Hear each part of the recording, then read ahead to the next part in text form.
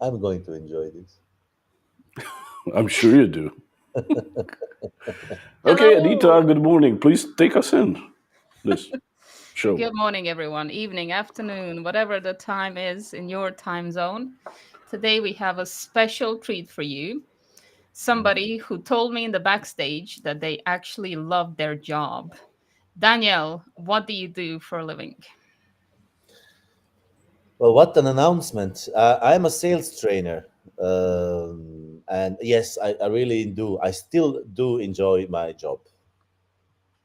Still, Definitely. after how many years? Interesting question.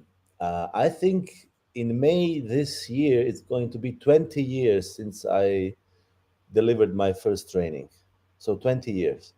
Wow, that's really impressive. No, that's And impressive. and how 20. long are you in sales actually? How long I've been working in sales? Yeah. So, 20, since 2000 and something like that. Oh, But So, you have to understand, I've been selling to sales trainings for 20 years. So I'm kind of a damaged good. why? But when you've been selling so long only a certain thing, then there's a danger of you losing the bigger perspective. And that's why I'm very grateful for the opportunity to work with so many different companies. And then you learn from everybody what's going on at the moment, what's in trend, and so on. So I try to keep up. Okay. So it's so like you have insights in different industries. Well, let's see. In the last 7 days, I worked with a pharmaceutical company, with a telecom company. I have worked with manufacturing. I have worked with intellectual services. So yeah, it's like every day there's something else going on, something different. I think a lot of the English teachers in the crowd can relate, uh, except for the part where you enjoy sales. Ah, well, that's my problem. My psychotherapist says I have an issue with sales. It's not typical, but it's not about sales. It's not about sales. What is I it enjoy, about? well, for me, there's always people don't like sales, and I understand because they have perhaps some bad experiences being on the other side of the table when somebody sells to you. They're perhaps not seeing themselves in the role of selling.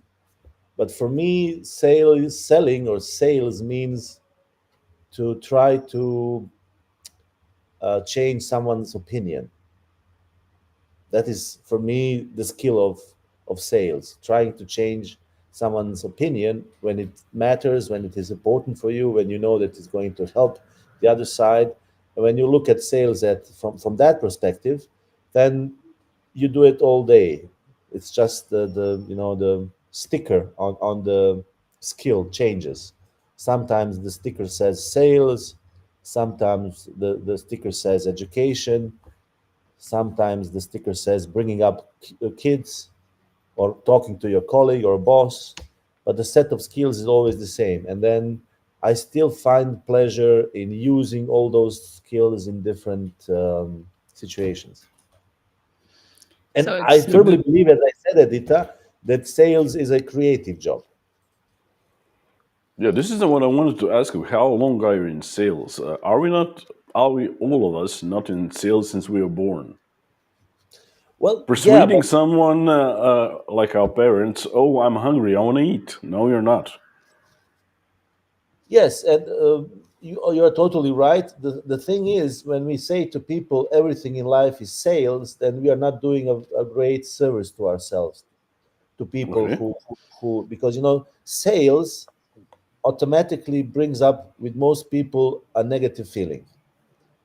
But I try to call it the art or the skill of changing some people's minds. This is Mind for me. control. Yeah. Ooh. Oh, nicely Well, said. you're always using the same skills, asking questions, listening, pitching, handling objection, but that's just a set of skills that you use every day. And if you put the tag on it sales, then you're not doing yourself a great service, because sales has this negative connotation, and then people miss sometimes the things they could learn or do because they are running away from the word. Because it's this big scary thing. Would you say that you first need to believe in your product or your service to make it enjoyable? The truth, I believe people are successful in sales because of two reasons. First, either they really like it and love it, or they are scared shitless. Can I say shitless? Sure. They do it out of fear. I know perhaps that sounds strange, but many people, or some people, are in sales not because they like it, but because they have to, because of I don't know, many different things in life. I don't think that's good. I don't think that lasts. But usually there is always a strong feeling behind a success in sales. And I personally love sales, and I love sales, and I hope I'm successful because I love it. But I have met people that don't enjoy it very much, but they do it because they need to, have to, and so on. But there has to be a strong feeling behind sales. So they believe that their business will fail or they won't be able to feed their family, or some great fear that drives Yeah, them. yeah. As I said, a feeling. I hope the majority of people have a positive feeling behind what they do in life, and that pushes them forward. Sometimes people have success or need success, but the feeling is not the positive one, but the negative one. Okay. Everybody with anxiety and existential fear in the chat, rejoice. There is hope. So sales is a passionate thing, actually. Well, you have to have a drive. Good You have morning, to have a Rina. drive. I think that's the most important thing. Good morning. The drive is the basics. Okay. How did you find your drive? When did you realize that you love sales?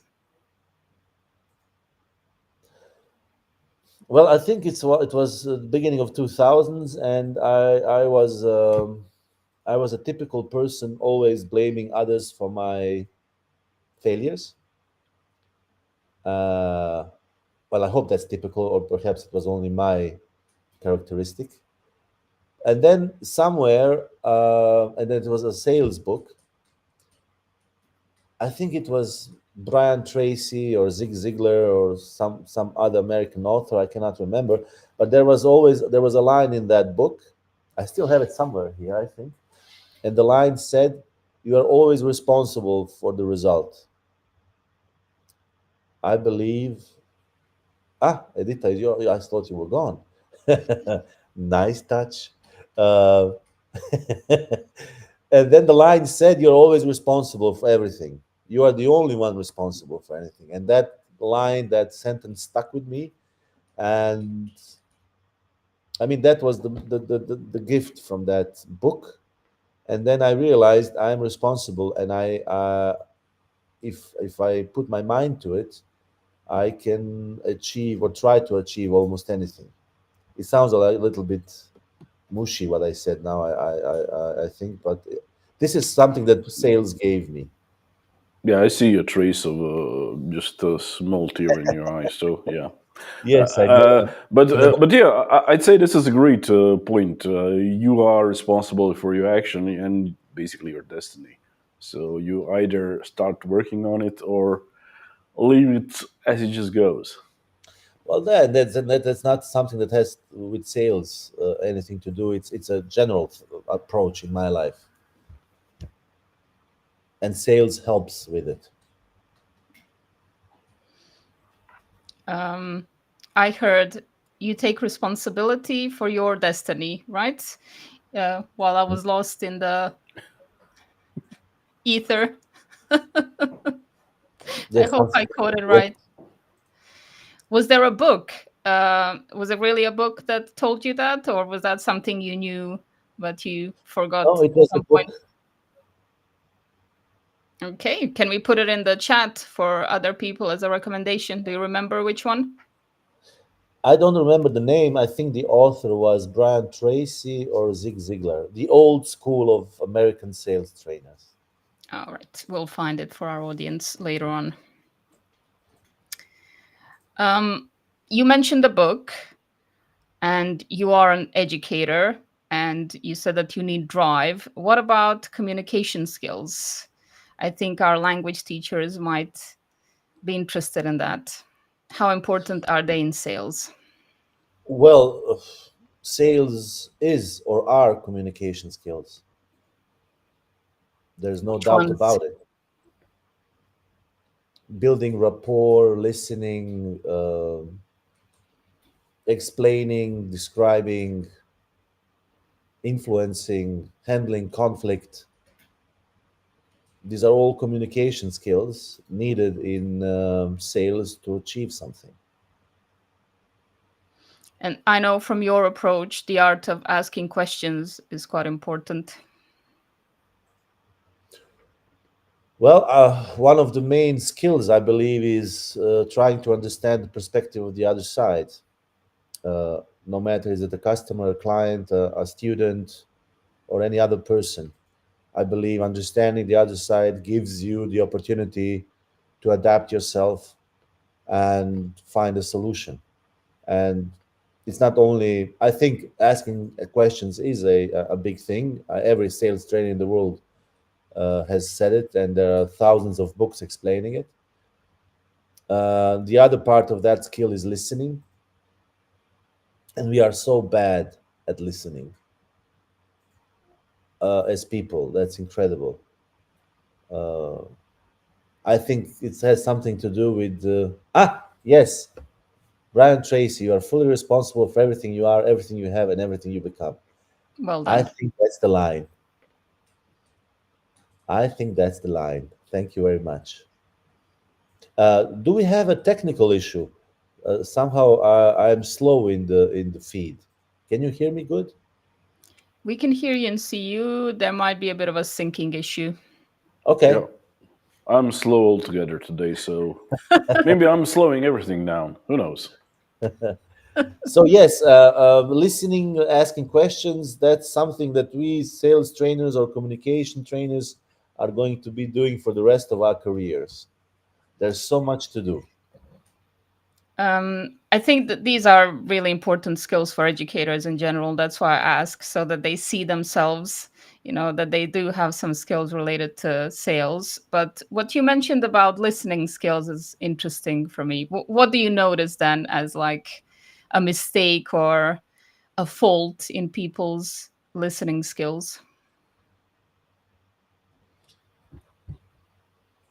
Well, isn't it obvious? I want to hear it from you, from your. She she's a teacher. Well, She's going to ask you very weird questions, so you I'm just just go playing. along. I'm just playing. Well, the most common issue every human being has with active listening or listening is that we are dealing with ourselves and thinking about what we are going to say next while the other person is speaking. For example, now, Edita, were you listening to me very carefully or were you pondering about what I just said? I was trying to figure out if we're synced. So I was in a technical issues brain. You see, that's the thing. Our brains are wired in a way that they're always doing something, always, always, always, always. And for them, for the human brain, it is very difficult to focus on the other person while speaking. It is really difficult. I do a when I try to, I stole this idea from my colleague Daniela, who is an excellent yoga teacher, and she tried to teach me how to meditate, and it was quite a challenge. And but there's you please tell me if I'm getting this wrong. When you meditate, you try to leave your thoughts somewhere and just think about nothing. No, oh, okay. I No, no. I'm sorry. You Okay, I understand? You observe my understood it completely wrong. yes. You see, and You weren't so listening. observe your Okay, thought. so there we have it. I'm going to have a hell of a conversation with my colleague after this podcast. Please call 911 if I don't show up tomorrow on LinkedIn. So, in any way, I say to my people in training, when we talk about, hi, Clara, that, just close your eyes and try to think about nothing. Or just, be passive in your head. And then I say, do it for like a minute or so. And when they do it, and laughing, of course, and joking, and then there's silence for a while, and I said, and then I asked them after a minute or so, did you make it? Did you succeed? And everybody says no. As at the moment I close my eyes and try to do it, my brain starts surging with thoughts, and they come from all over the place. And this is something that is typical for our brain, and this is something that happens also when we talk to people. Our brain is like my brother, who is a, how do you say, mind mindfulness coach, a very good one, said to me that a human brain is like a monkey in a cage, and the monkey is always jumping around, always being crazy. And I think that's a good metaphor for that, to explain what happens and why we have so much difficulty in listening to people. Have you been listening to me? I wonder how you deal with that apart from yoga with your colleague. Well, I had an excellent opportunity to what really helped me was I had a coaching training in Croatia almost 10 years ago. Uh, and this was something that opened my eyes, because in coaching, listening is almost 80% of what you do.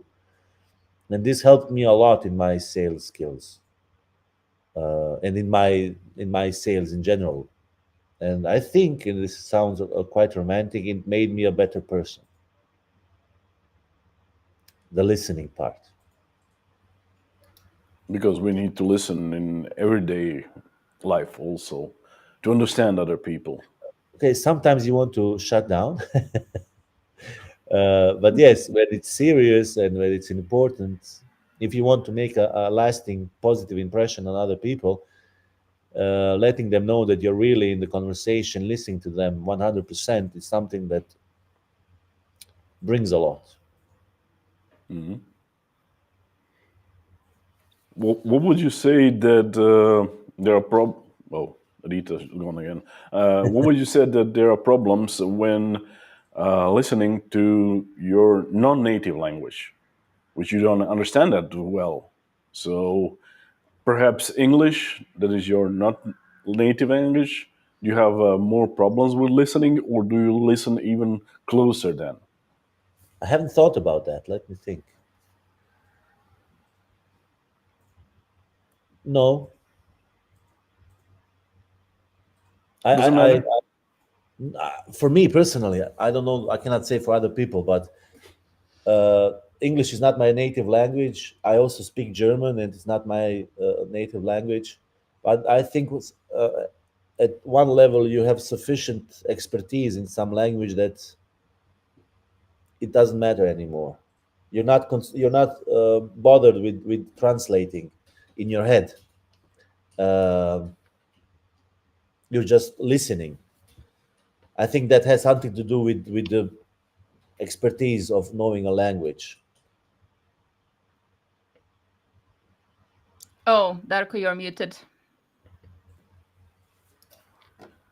You weren't listening to me. I was talking.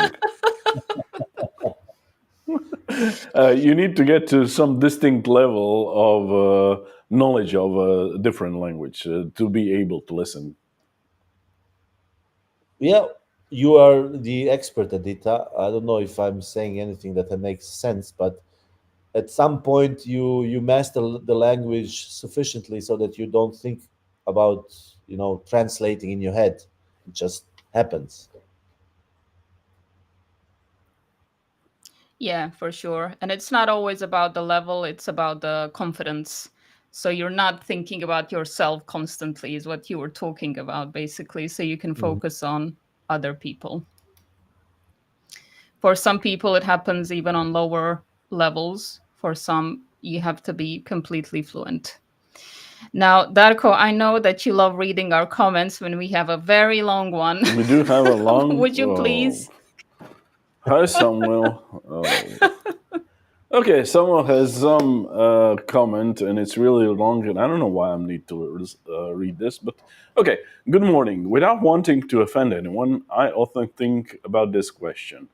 Wouldn't it be more important to sell a really good, important product or service instead of just selling something and then choking it up as a success? More specifically, if I have to sell a less attractive product that now nobody needs, then I understand that a good salesman who even sells a fridge to Inuit, as we say in Germany, still has a great sense of achievement and profit. But the buyer has been ripped off. Quite a long comment. Well, I think What would you Samuel say about that? Samuel is right. The most important thing is that when I think about sales, what I want to achieve is that my customer, my client, or the buyer makes a conscious, voluntary, authentic, and long-lasting decision about working with me. Voluntary means they were not pushed to it in any kind or way. Authentic means that they found a reason, their own reason why they want to have my training or to buy what I sell. And long lasting means that they are not going to change their minds the day after tomorrow. So, it's always in sales, I believe, whatever you sell, and every product, every merchandise has a buyer. How do you say it? We have a Croatian saying, but I think every product has a buyer no matter what, because people decide what they want to buy and what they need, not us in the end. But for me, it's about having a proposition for my customer, and when the customer finds a reason to accept, he finds the reason to accept my offer, then we have a combination that is positive for both sides. That's the main thing. And Samuel says a good product or an important product or service, uh, but not every product, every service has benefits and has reasons to object, advantages and disadvantages. It's always like that. There is no perfect product. There is no perfect service. It's always a question of what does the customer see, and sometimes you cannot change your advantages or disadvantages because they are there. But what you can try to do is to change the perspective of your customer and the way how he looks at your advantages and disadvantages. That is what we try to do as salespeople. We try to influence the perspective of the buyer so that he sees the bigger picture. In the end, it's his decision. Yeah, he needs to decide that it really that they need it. So it doesn't need to be from the start that they want that product or service. But Yeah. as a salesman, you need to see that they could use it, and in the end, it's their decision anyway. Well, we come to the first question of our podcast is, do you have to believe in what you sell? And I firmly believe you Hmm. have to, if you want to have a long lasting success. The problem is you're selling something that is not perfect. There is no such thing as a perfect product or service. There's always pluses and minuses. I would like very much to sell something perfect. This would be a dream come true. You need to sell food. Food is perfect. Okay, Edita, he's starting with food. Okay, okay. I'll just Oh yeah. Edita, next question, please. I'm surprised it took him this long. I think what you mentioned about a perfect product is also something that would resonate with a lot of teachers, because a lot of us postpone um, telling people about that course we're making until it looks perfect in our mind, which is sometimes never. So it's a great point indeed. Well, Now, how do you? I'm not the person you should be talking to when it comes to perfection. Why not? Well, we talked about it before we started the podcast. Personally, uh, I tend to improvise when I do trainings, when I do selling, and for me, not having a perfect idea means I'm going to get this perfect, semi perfect idea into my training or into my sales conversation, and then work with it, and then it gets complete within the sales conversation or the training. I don't know if this makes any sense, but I don't wait for that something, a half idea, to to be baked fully before I start using it. Sometimes I use a 50% of an idea I have, and I place it into a training or I place it into a conversation, and then somehow, not always, but somehow you find the other half of that in your training or in your conversation. Or I'm just impatient. I think that's a great point. No, I think that's a great point for education as well, because this is that space where the student tells you what they really need, and you don't close them down in your plan, whatever that is. So I think educators can relate to that as well. I don't know if that corresponds to a minimum viable product that you test on the market as well in some way for other industries. Do you treat your training like that? Well, I have been doing the same trainings for well, quite a while now. They always are changing content wise and dynamic wise. But when I have a new training, you can never be 100% sure of its perfection. Never, because it's in my head, and then you have to try it sometimes in real life conditions, and you are risking that things go wrong, but that's a very valuable feedback. So you have to, yes, it's a little bit thinking like marketing. You have to test your product before you have to test it in your real life before you consider what to do it with it next. Makes sense. And is there a difference when you train people online and in person? I'm curious because I know you've tried both. Oh yes, first, we don't have technical difficulties like this in real life. And that's very stressful sometimes, and nerving. Um, but the other thing is the focus and the concentration of people is not as lasting as it is in real life when you do trainings online. Uh, but during the time of COVID, there was no other possibility to do trainings. And then I found out that, yes, it is quite possible to keep the level of intensity and interaction as almost the same level as in live training in a How do you different do So it? would you say that success rate of a training is the same even online? well, yes, because you want what as an educator, what you want to achieve is, I have personally, as a trainer now, as an educator, I am an educator, I have a simple four principle rule about my trainings.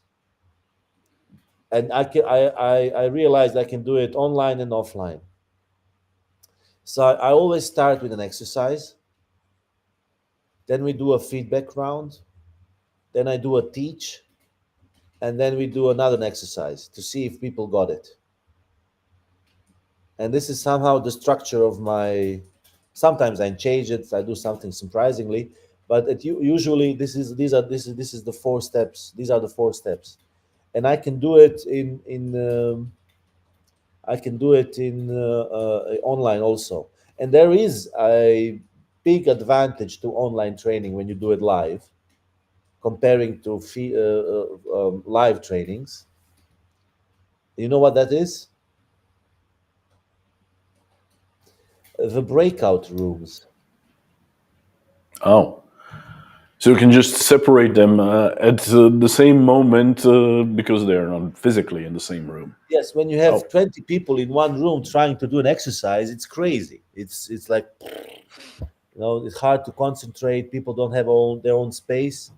And when you do it online, I give you to a breakout room for 10 minutes, and then I visit you and I talk only to you, and we can focus. And so sometimes there is a advantage of doing a training online, and we do it. I now have Mondays. I have a online training group where we only train sales skills and sales techniques. Nothing, no teach. We just, it's like a fitness club, but you don't lift weights. You lift questions, or something like that. And for an hour, it's like it's almost the same as a fitness club, and it's working remarkably well. And I have done it last summer, and I believe if you are a good educator, the meaning of how you communicate with your public, your audience, doesn't play such a big role. okay. And as you say, you're quite long in this sales training world. And do you see any shifts in sales itself? Is it going more to the online meetings differently than offline? So it's also best to work online on your skills. Well, before COVID, it was not very common to have online meetings. I remember I had to fly to Frankfurt for just one meeting and then fly back. Today, and almost nobody wanted to have an online meeting. Almost nobody. Today, almost 50 or 60 or even more, I think. But I think over 50% of my meetings, sales meetings, are online, which is a great thing because I don't live in the capital, so I don't have to travel to Zagreb every time I have a meeting. So I think that's if you can say this, a positive aspect of what happened with COVID and everything, that people got used to communicating online. Also, the same thing with trainings. And when you think of it, then for a small business, uh, for an educator, for someone that is an English teacher or a sales trainer, it means you have a much bigger market, and that's an opportunity. I think that came with the technology, that came with the trends. So it's a positive thing. Yeah, because when you're working online and with via video calls, basically the whole world is your market. Yeah. Well, for Especially me in now, your case, with sales trainings. And what would you say? Is it really culturally said? Uh, are the sales same in the whole world? I don't know. I have been working here in Western Europe and Germany, German-speaking countries. I have conducted trainings in English, but it was usually for the European market. And things work quite similar here. Okay, there are some, of course, cultural differences between the Balkans and I don't know Scandinavia, of course, Hmm. but culturally, I think we are pretty similar. I Hmm. have no experience with conducting sales trainings in Asia or in some other regions far away from here, so I cannot say whether sales are conducted similarly. I believe not.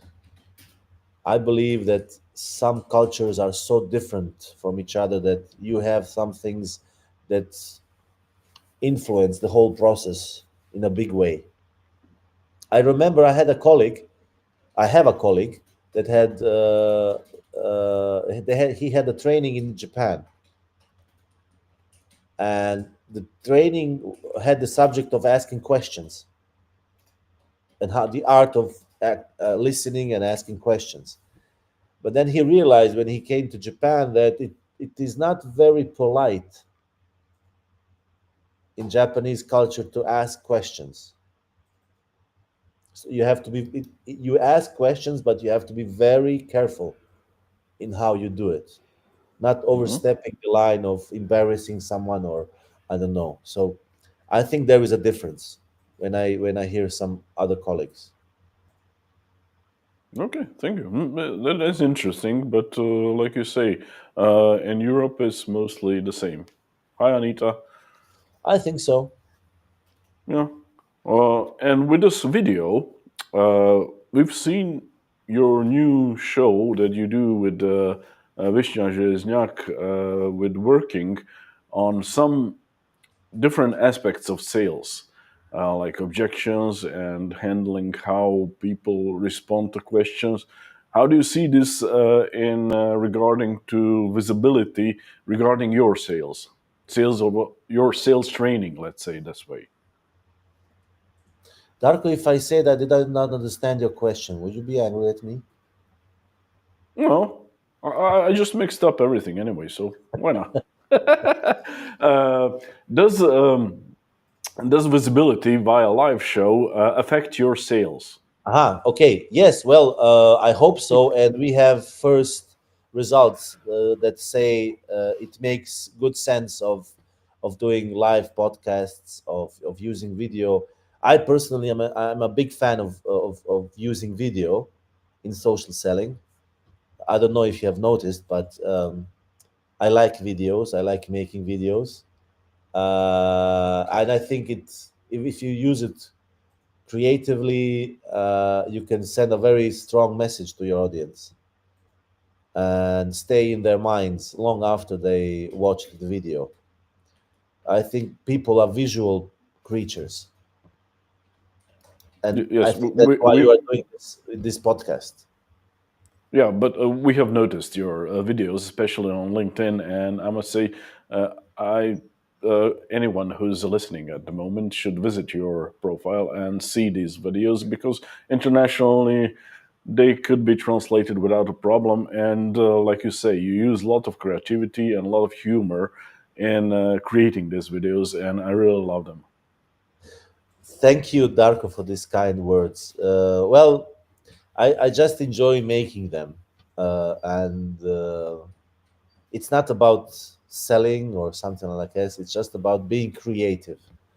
The one thing I appreciate about my job as a trainer and a salesperson is that it allows me to be creative, and I take full advantage of it. Yes, like you said, enjoying the process. Yep, quite important for me. How did you start with that? If somebody's considering it, maybe in the audience, and they don't know what to do with the first video. Well, I'm not sure that I'm the person that should give advices about that, because my videos, when I do them, usually, well, so the thing with Vishnya and the podcast, that is organized, that is well prepared. You know, Vishnya has some Scandinavian blood in her because she's very structured, and I say hi, Vishnya, with the utmost respect. When I do my videos, it's a they come out of pure chaos of the moment. My colleague Daniela knows it. I just approach to her. I come into the office and I say to her, "Take my camera and take a video of me," and I do it. And usually it takes only one take, and I cut it a little bit, and then it goes out. So for me, making videos is a thing of pure moment. I mean, Yeah, I but I would say that this is also really important to be said that you don't need some special preparation, and creativity comes out of itself, and you don't need, like we already talked about, you don't need perfection to be planning in advance for years to create a video that will be interesting to people and basically sell. well, it depends on the video, of course. What do you want to achieve with the video? I achieve what I want with my videos. Some other subjects or goals need a more systematic approach, like having a podcast and live sessions and so on. But in my case, most of my videos were always a product of instant uh, reaction and something that just came to my head, and I said this is a great subject to make a video about. But you have to, yeah, whatever you do, you think, okay, what is my goal with the video? What do I want to achieve? Who is my audience?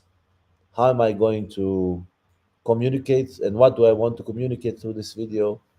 And well, I think I'm an extrovert, so this helps. I can only imagine what it means to introvert people to do something like this. It's not very light or easy. Um, you need some, I think Spanish people would say cojones to, uh, you know, that's the main thing. Just enjoy the ride and learn from the experience. Yeah, and I've been listening, and what you said is really, really important. Is when you're creating a video or anything, that you need to know who are you actually talking to and what message do you want to convey to them, and not just listen to something. Okay, you need to do this, this, and this. If you're creating something, have your audience in your mind, and then it's going to be really important to them. Yes, and if I may add one more thing, that is uh, my personal experience. You know, when you do a video or when you write a text or something, there are two things I always consider. One is the content, and the second thing is the how. The problem with the content is I'm not the only sales trainer on this planet. Everything everything that had to be said about sales has been said about sales. There are thousands of books, thousands of videos. The content is there. What I try to respect is the how, because the how helps me to differentiate from others. And this is something that I try to respect when I create videos. And this is the fun Exactly. part. This is the fun part. Just do it your own way because everything has been said, but there is only one of you who can do it the way you do it. Yeah. Well, as I said, the how it makes the biggest difference. You can write a text about 7 steps of how to be successful in sales, eh? Or you can take the same subject of how to be successful in sales but explain it in a totally unexpected, creative way. And this is something that people notice. Know yourself and your strength as well in that, I guess. Yes, of course, you use what you have as a person, and but everybody has, how do you call it, an X factor. Yeah, that special ingredient. Everybody, everybody, and you play with that. That's a really nice message. Perhaps there are more people listening now who have that sort of drive and a lot of ideas in their heads, but they don't act on it. And maybe they don't have a camera at hand. So Darko will always say, use your phone if you're inspired. Every video I make Everyone, was made by camera on the phone. yeah, everybody has a phone, so camera on it is quite good anyway. You shouldn't make excuses like this because, oh, I don't have equipment. Yes, it doesn't have to be a video. The thing is, video is Of just course. a way you can do it with photos, with illustrations, with texts. I like to play with LinkedIn. I like to create. If I see a path that has many people going on that path, I always choose to go somewhere else where there is no path. And that is, I think, there is the strategy of the blue cow or red sea, blue sea, blue ocean, red ocean. The principle of red ocean and blue ocean. So the red ocean is red because of the blood, because everybody's there cannibalizing each other. And the blue ocean is clear, and there's no this is beautiful and pure because nobody's there, you are the only one. And I read somewhere that book a long time ago, and I tried to live by the principle. Always go somewhere where there is no people. You are going to fuck up sometimes, sorry for the French, but you are the only one. You need to be a bit of a visionary then, or just a good observer. What would you say? No, you just you look at everybody and what they are doing, and usually the best solution is to go somewhere else. You And just go against the grain, and that's basically yeah, it. yeah, if 100 people go right, you go left. And some, not always, but sometimes the solution is on that side, not on that side. Because if you're doing everything the same way that everybody is doing, then you have quite a challenge. It's hard to stand out. Please Yep, don't leave our stream just because there's 100 people here now. That's not a message for you, people. 100 Stay. people.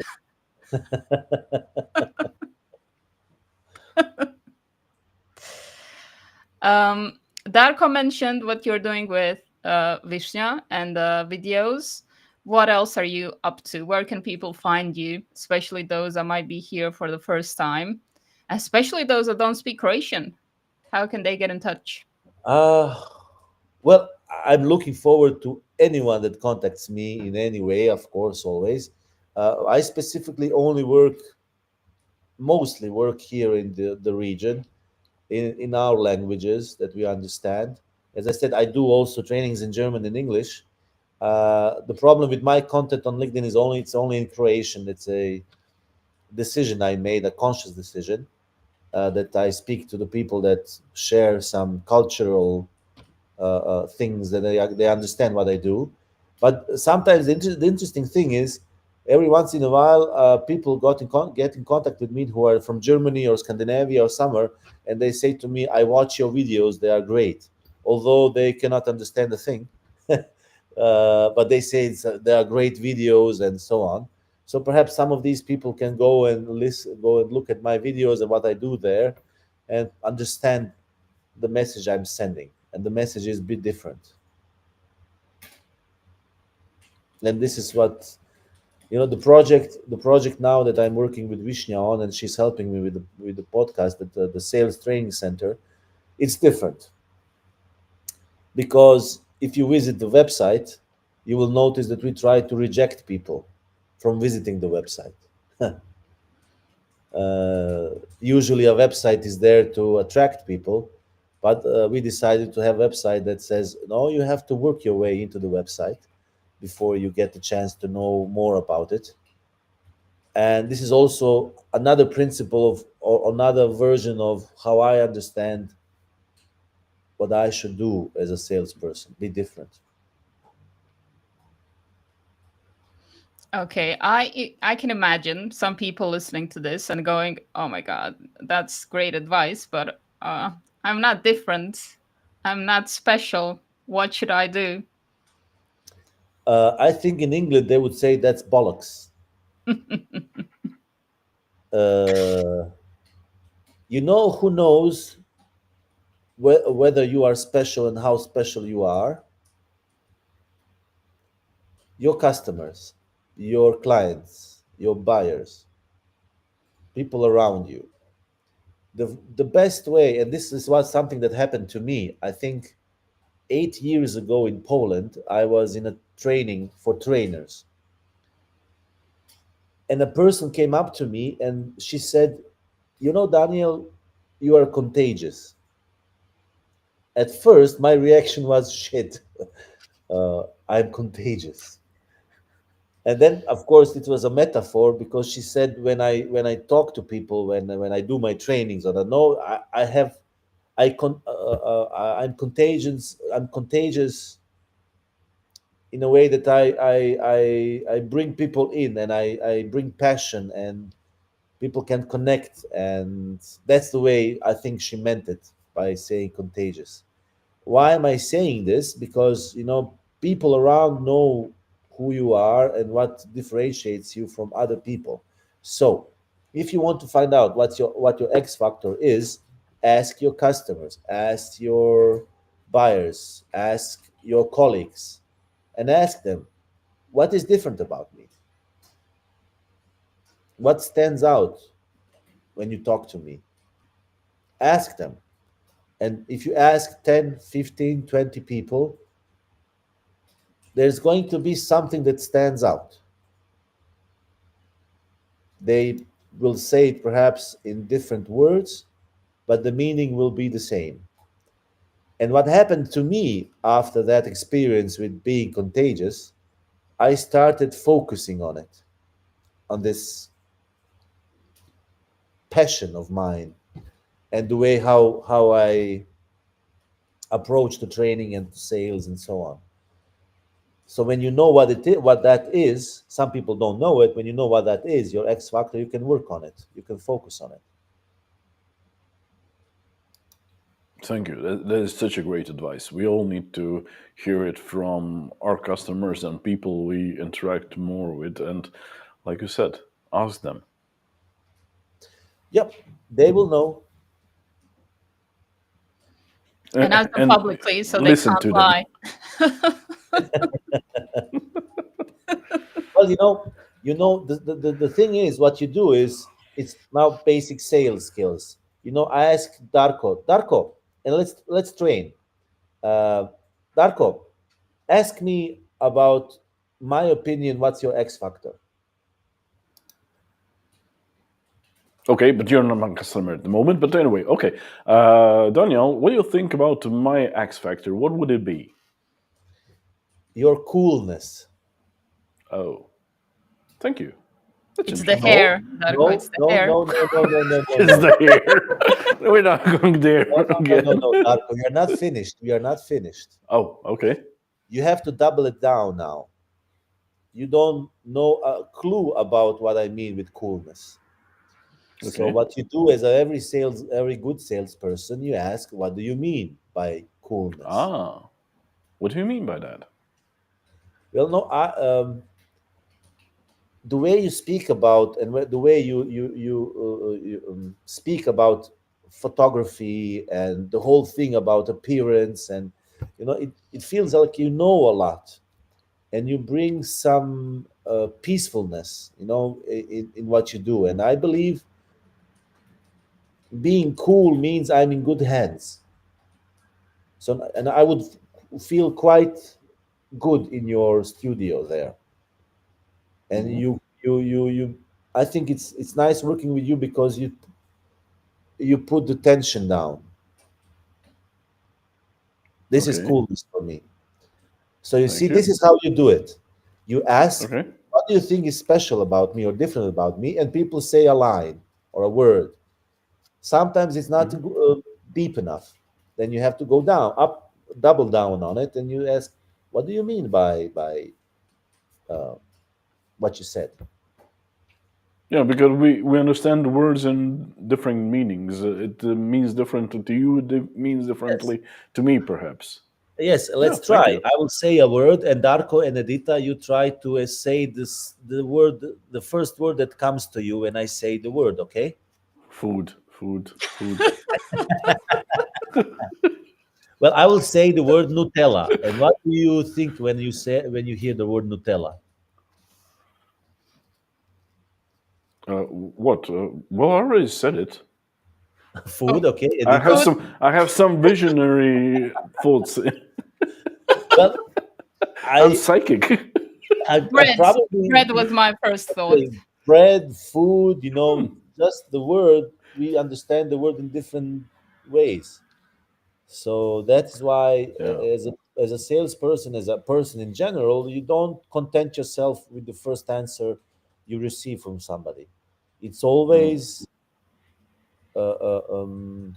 efficient, effective. I don't know, to double down on the answer. Mm. Dig a bit deeper on that Yep, one. yep. Okay. Thank you. That's really great advice. Do you also I've learned plant a lot from ideas today. like Darko? Food, food, food. Well, I think I'm quite hungry after this podcast. Aren't we all? It's time for breakfast or goblets, Or whatever. Marenta. Maren. Lots of wise thoughts today, indeed. I think people in the chat have gone silent from the heaviness of the thoughts. But if you want to say something or ask something in the final few minutes, you still have a chance. They Otherwise, started listening. right now, yeah, they're very attentive. Otherwise, you'll have to catch Daniel on LinkedIn yourself and go into his DMs. So either speak now or privately later. Well, We'll be curious. it sounds like a wedding.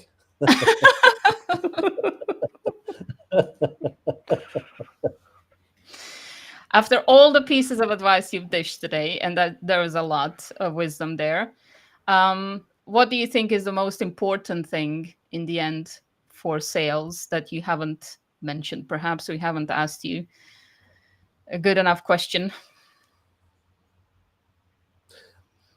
I always have the same answer because it's based on my experience. So take it with a little bit of distance. And okay, first thing is, don't take advices literally. Try it yourself. Uh, in my experience, persistence, and it's not something. It's not a skill. It's an attitude. So being persistent in everything you do in your life is the basics for the success. Also in sales, but in anything, stick with it and persist. That's great. Follow up. Don't just tell people one thing once. I think we've all made that mistake. Yeah, and luck favors the persistent. That's another thing. Definitely. That's why we're still on air after all these weeks of nonsense. We're just being persistent or we're having so much fun. So, Yeah, both. I think it's a good combination. yes. For sure. Darko, would you like to close us off? Oh, it's my turn now. Yeah. Okay. Yay! Thank you so much, Daniel, for so many wise words from you today.